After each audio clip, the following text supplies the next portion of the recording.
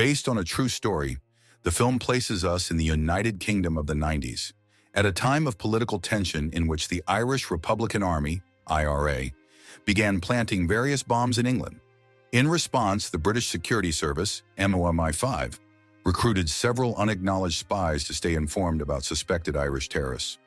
With that premise, we meet Robert Frigger, a Brit who works as a bartender in a small community. But behind this charming young man is a first-rate con artist. At the end of a shift at the bar, Robert convinces a group of unsuspecting students that he is an MI5 agent, and that a group from the IRA is hiding in the town while pretending to be students. Therefore, Sophie, Ian, and May agree to help him and try to befriend those supposed terrorists. After becoming friends with Neil, one of the targets, they convince him to go out to the bar, while Ian inspects his room, where, to Robert's misfortune, Ian finds no revealing evidence. In the early hours, Robert surprises his spies, informing them that the enemy has discovered them and that he has to take them to a safe place immediately. 9 years later, we see Robert working as a salesman at a luxury car dealership, where one day he sees Alice Archer, a talented lawyer who usually passes through the area on her way to work. When he sees her again later, the man can't resist greeting her, but she rejects him immediately because she had just been out drinking with a client. The next day, Alice apologizes for her rude behavior, and Robert not only accepts her apology, but offers to drive her to work. Upon arriving at her destination, she intended to make it clear that she wasn't looking for a relationship, though she falls for his charms and agrees to a date. However, when the time comes, Robert never shows up to pick her up. The following day, she is forced to answer his call just to make it clear that he will not get a second chance. But then Robert reveals that last night he had to take his father to the hospital. He also gives her a painting as an offering of apology. Alice has no choice but to receive him in her home, and, although she is initially somewhat tense, they end up having a rather pleasant but brief improvised date, since Robert leaves without giving further explanation. On another day, after a pleasant walk at the lighthouse, the protagonist once again manages to capture Alice's attention, and they end up making love at her place. Once finished, she is quite satisfied, until she sees a certain Sophie calling Robert's phone. Robert quickly leaves, saying he needs to see his father. As a result, Alice decides to hire Phil, a private investigator, giving him the only information she has about Robert, his business card, which shows the last name Hansen. Not long after, the detective tells her that Robert Hansen is a complete ghost, with no documentation whatsoever as a citizen. Meanwhile, Robert meets with Sophie, who was staying in a cheap motel where she was keeping records of guests in search of terrorists. Later, Alice decides to test her doubts about Robert by agreeing to another date, on which she asks too many questions. He quickly realizes she is very suspicious, so he has no choice but to confess that he is a secret MI5 agent. Of course, she doesn't believe him at first, but Robert continues explaining that his real last name is Friggert, and that Sophie is an agent whom he is supervising. He also informs her that, according to the protocol for official partners of agents, his superiors will have to investigate her. Speaking of partners, in the days that follow, the two become closer, traveling together to several places and sharing many intimate moments. At one point, Robert confesses that, in a few years, he'd love to have children and retire from the Secret Service to really dedicate himself to renting out cars. On her side, Alice is not a big fan of her job and dreams of being an entrepreneur. It might sound silly to some, but not to him, or really to anyone. The next step in their relationship is meeting Richard and Madeline, Alice's wealthy parents, who question Robert about his future and nearly faint when they hear his plan to rent cars together with their daughter. They make it clear to her that she cannot leave her career. Later, Robert meets with Sophie to reveal that after many years of service as an unrecognized agent, he has officially secured a position in the Secret Service. Meanwhile, Alice receives new information from Phil, who reveals that Robert had a minor court case involving charges of harassment of a minor named Julie. When Alice reunites with Robert, he warns her that his superiors might feed her false information about him to test her loyalty, so she needn't worry. Moreover, he tells her, "I love you," for the first time, dispelling Alice's suspicions. But only for a while, because she decides to call Mrs. Harper, the mother of the girl Robert supposedly harassed. Afterwards, Alice tells him she knows everything about his brief romance with Julie, and how Julie demanded a lot of money from his parents for a wedding that never happened. Robert clarifies that he decided to break up with Julie because she drank too much and he took her to rehab, which is why she needed to request money. However, Julie escaped from that place, and when Robert kept following her, she decided to report him to the police. Then the protagonist warns Alice that whoever told her that story also works for the Secret Service and is in charge of loyalty tests. He storms out, furious, because he had already warned her about that assessment, but she believed everything. Seconds later, Alice receives a call from a man named Paul, a contact of Mrs. Harper and Sophie's father, who tells her that Robert has kidnapped his daughter. Alice decides to visit him to hear the whole story, discovering that Sophie was kidnapped along with her friends May and Ian, the latter being the only one who returned home.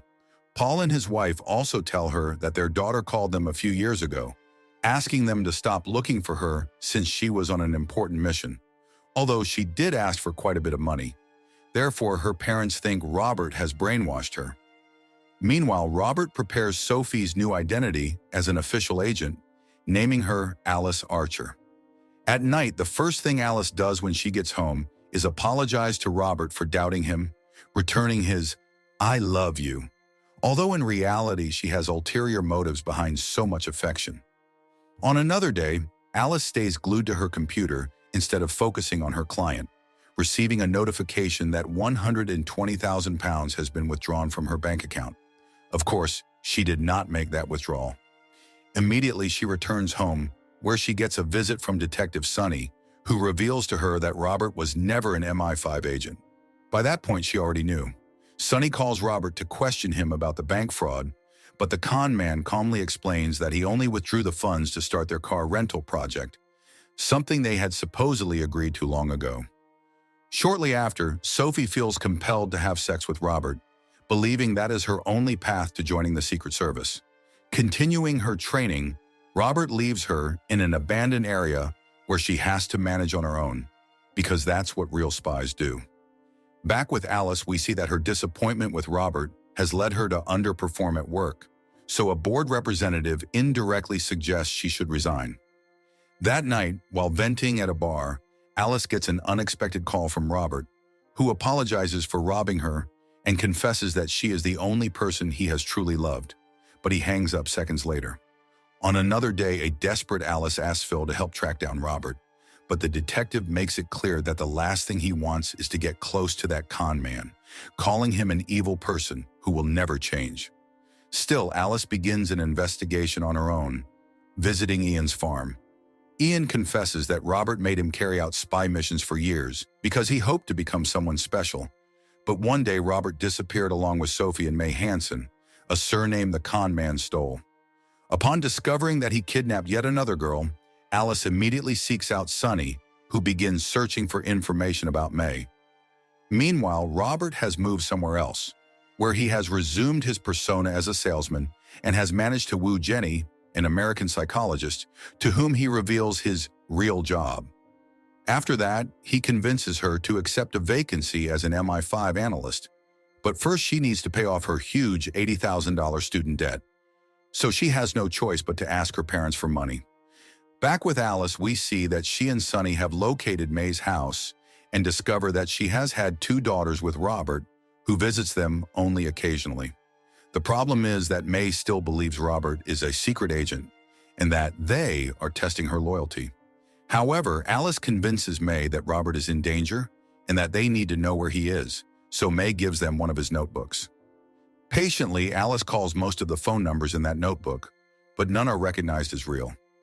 The next day, she shows up at the U.S. Embassy with Sonny, where they learn that Jenny had been missing for 3 weeks until she called her parents to request money so she could get a job with her boyfriend, Robert Frigger. Hence, Alice starts calling every number in the notebook again, but this time under the supervision of the U.S. agent, Sandy. They managed to connect with Sophie's disposable phone, since she had been living like a vagrant for days and believed Robert would be the only one to call her. Alice convinces her that she has come on behalf of MI5 and that Sophie has passed the test. Meanwhile, Robert tosses Jenny's antidepressants into the fire to motivate her to overcome her emotional problems, but she starts suffering withdrawal, a perfect condition for him to keep manipulating her. Finally, Alice and her colleagues manage to find Sophie underneath a bridge and must continue pretending they are from the Secret Service so as not to shock the poor girl. Thanks to that, she reveals the location of one of the many safe houses Robert sent her to, one that seemed like a real home.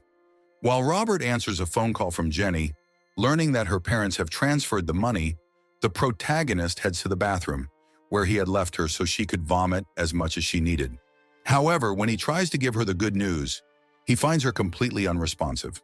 At the same time, Alice manages to reach his safe house with the help of Sophie's directions. When Alice comes face to face with him, Robert swears she was the first woman he truly loved and tries to convince her to run away together, though he flees the moment he spots her police companions. Sophie, having heard all his lies, stops him by blocking his path with Sonny's car. At last, Robert is arrested and paramedics take Jenny away for recovery. Afterwards, Alice and Sonny reunite Sophie with her parents, creating a moving moment. 2 years later, we see that Robert's trial is still underway, and of course, Alice does not testify in his favor. Speaking of Alice, she has left law for good and is now the owner of a company that rents luxury cars. In prison, one of the guards asks Robert if he is an MI5 agent, since the inmates are circulating that rumor. The con man doesn't answer clearly. After all, it is part of his job. The guard promises to help him whenever he needs it. In the epilogue, it is revealed that Robert was sentenced to life imprisonment for kidnapping, theft, and fraud, although his kidnapping charges were annulled after an appeal, and he was released in 2009. Since then, more accusations have continued to emerge against him, and the true extent of his crimes remains unknown. If you want interesting movie recaps, like, share, and subscribe to follow us for more movie recaps.